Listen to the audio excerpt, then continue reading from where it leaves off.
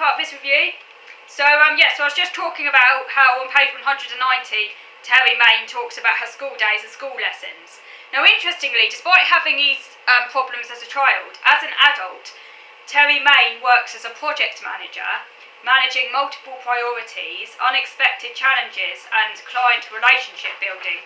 She's one of the very highly successful women in this book. I found a little bit hard to relate to, even though obviously some of them had quite a number of difficulties, just because, you know, in a million years I would not be capable of doing something like that. I've got too many issues connected to my autism to be able to to work actually. I can't work, but I mean, the idea of actually doing what she does, I just wouldn't be able to do it. I guess it just shows how autism is so varied in what we're able to do. But she says, interestingly, that her skills in planning actually make her good at the job. These are skills she has developed through practice to manage her life. I thought that was quite interesting, but and again, this just shows how varied autistics are, because I have definitely improved a lot over the years. You know, as a child, you know, I really struggled. I couldn't organise my life for toffee, which is kind of, my parents did all that for me. Going on as a teenager, I really struggled. You know, my mum always had to organise my backpack, you know, going to school and everything. I had to make sure everything was in it. I always needed lots of help with my homework. I wouldn't have done it without, if I didn't have my parents giving me so much input and support with organisation and all those other things, I wouldn't have got, you know, I wouldn't have done it as well as I ended up doing in terms of like qualifications and stuff. I mean, I still do struggle. But I have, obviously, as you get older, you do learn some, you kind of compensate a bit, and I guess, you know, you learn and all of these things. So I've definitely improved in some respects, but I can never be a project manager. I just don't know how she could do it, really, but it just shows how different we all are. I'm not a fan of the words mild and severe at all, because I think we're all so different. But I do think my organisation difficulties are at the pretty severe end of the scale. In isolated areas, for example, my interests, and cooking is the main one, I am very organised, and it's likely that, as with Terry, this has been developed through practice. Cooking motivates me, and so I work hard to be as organised as I can in this area. However, it uses up all my energy and is so stressful that it's a nightmare trying to organise this area on top of everything else, and I certainly cannot work and look after myself.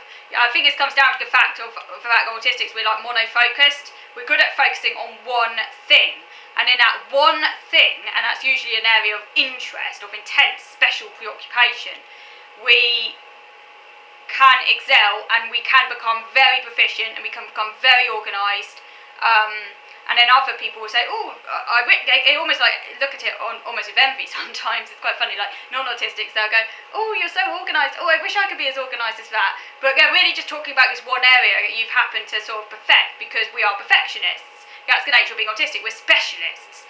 That one thing that we're passionate about, we practice and practice and practice to the extent that we can get extremely proficient at it. But unfortunately, and this is I think a very important thing, and not everyone realises, this doesn't actually really translate to other areas of our life. So while doing that one thing, we can do it really well, but only so long as that's our only focus. I can cook really well, and I can prioritise that, and I can plan really well around that, but only so long as nothing else is competing for my attention. Something gives. So I could do that as long as I don't also have to manage bills, as long as I also don't have to fill in forms, as all these other things you have to do that I think non-autistics just do seamlessly, but non-autistics aren't specialists. That's the difference, I think. And so I need support with this, because otherwise I won't be able to put in all that energy onto my special interest and manage all the other areas of my life as well, which is another reason why, you know, unfortunately I can't work, because I just can't chop and change like that. I'm too mono, I'm too kind of like, this is what I need to do. I'm too routine focused, I'm too like that. I'm basically, my autism just won't allow that. I don't have that ability to kind of like manage multiple streams in my life like that. It's really, really difficult. So let me know about what you think about this.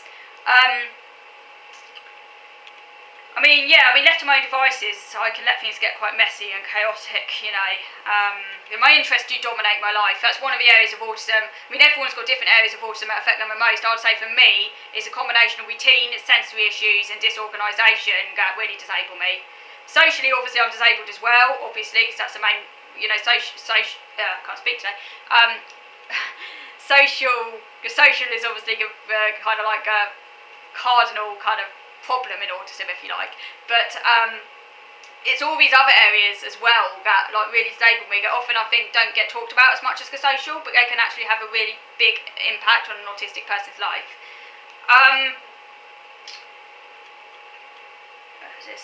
So Terry is an example of an autistic woman who has turned her difficulty into an advantage because she has developed coping strategies to manage her organisation problems, such as spreadsheets that could then be used at work.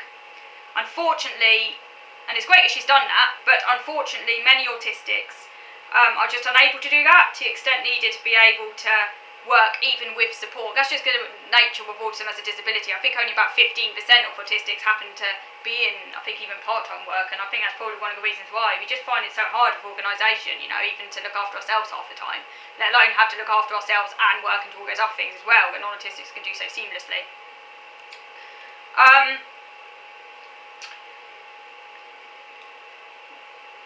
So I think, Terry is obviously a bit of an exception to the rule, I think.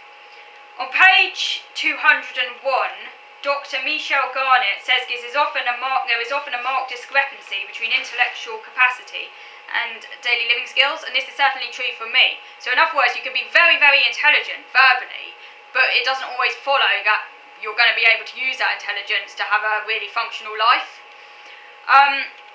The one exception is cooking, as I've said, but that happens to be my major special interest. So in that one area of practical living, I can excel, but that's because it's my special interest. And for other autistics, cooking might be one of their major disabilities, but that's because they're not as interested in it as I am, but then they might be really good at computer games or something else, that I can't do at all. So we're all so different. I think also, obviously I say cooking does have to be my number one special interest. I'm not sure how common that is among autistic people. Most autistic people I come across seem to be the opposite. Again, we're also different, but I think I was lucky because not only is it one of my special interests, but my mum spent a lot of time with me in the kitchen when I was a child as well, and I learnt a lot of cooking skills off my mum just through repetition. So there's a combination of that being intrinsically interested in cooking and making food, just the whole kind of science behind it, I guess, from a young age, but also having exposure in the kitchen and being constantly taught over and over again how to do it, built into my routine, obviously helped a lot. And also, of course, I wouldn't be where I am today with my cooking skills if it wasn't for my previous support worker who taught me many of the skills that I now can use so well. So I think it's just time, really. Time, persistence, repetition, and being very intensely interested in cooking have all helped me to become quite skilled at it. I would say I'm pretty skilled at it, even for non-autistic standards. I would say that cooking is now one of my strengths, but only within my own kitchen, it has to be said. And this is key. I think, as explained on page 260, as many of the daily activities of life require extra effort for autistics, then the motivation to carry them out needs to be more powerful than for non-autistics, and the purpose more clearly defined. So as I've explained, my mum and support worker showed me how to cook, and I learnt well because I'm very interested and motivated on this subject. For other autistics, it might be different things. And if cooking isn't their special interest, then that might be an area of difficulty for them, which shows how varied we are. So I'm now adept at cooking most meals on my own because of that intense passion and the fact I've been taught. But, however, this shows we can be skilled in isolated areas connected to our interests. Unfortunately, it does not always generalise to other areas. So I could cook in my own kitchen, but I cannot work in a cafe. In a cafe, I'll be absolutely hopeless because I can't follow multiple instructions coming at me all the time. I can't multitask. I can't work to speed. I need to go at my own pace. I need to work on my own, or with just one other person there supporting me. So that would not work at all. And this is an important thing, I think. It doesn't always translate or generalise out into other areas because we are such specialists. And obviously I can't manage bills or fill out forms. There are lots of other areas I need support in. So on page 201, there is a list of difficulties to do with daily living, and I ticked nearly all of them. So yeah, so the list included, I'll just mention the things I struggle with that I ticked. So yeah, I struggle to shift attention when required. That's a big one. That's part of the reason why, I'm quite, I guess some would say quite rigid in my routines, but if I'm interrupted, I find it really hard to change track. I am easily distracted, mainly by sensory stuff. I hyper focus on one topic at the expense of others. I have poor concentration except when a topic is of high interest. I find it hard to prioritise tasks, so I ticked all of those. I'm like, yep. This is kind of basically my life story. Apparently, these actually are giving a name executive function, and this is something, or they come under that bracket anyway. Now, this is something that it just shows how much I've learned over the last couple of years, really, even since my diagnosis, because when I got diagnosed, I wasn't even aware such a thing as executive functioning exists. I mean, it wasn't even taught to me. I didn't even know about it.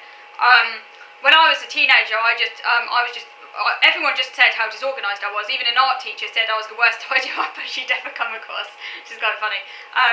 But yeah, and ironically, actually, my disorganisation and problems in that area actually put me off scent of autism for a while, even while my parents were like raising it and saying that they thought I might be. And this was before I got diagnosed. I was like thinking, but autistics are also tidy, they're also neat, and here I am with my pigsty bedroom. How can I possibly be autistic? And I think that again is like one of the stereotypes, but it is ironic because and then since being diagnosed, and we're talking now 10 years down the line, and it's only in the last couple of years that I've actually become aware of things like executive functioning and stuff like that that I've heard about people talking about and like obviously relate to, because it obviously affects me. I didn't even realise this had a name for these things before, and it's ironic that these very things can often kind of like put people off the scent of autism, because like it kind of goes against the stereotype a little bit, because like you think autistics are all like really neat and tidy, but it's often because of executive functioning we're often like the complete opposite.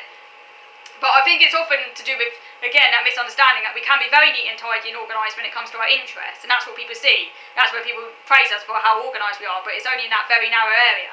Again, in other areas we could be like the complete opposite, so I think that's probably where the misunderstanding comes from, but let me know what you think. So yeah, let me know if you can relate to any of these. Right, I'm going to finish this very long extended review now, before this video really does come out with me. And I'm going to try and talk about something else next week. Haven't decided what yet, so I'll leave that hanging. But yeah, so I hope you enjoyed it. Do let me know what you think about this book, and if you have read this book, let me know. If you want to read this book, let me know. And I look forward to speaking to you again next week. So thank you for watching.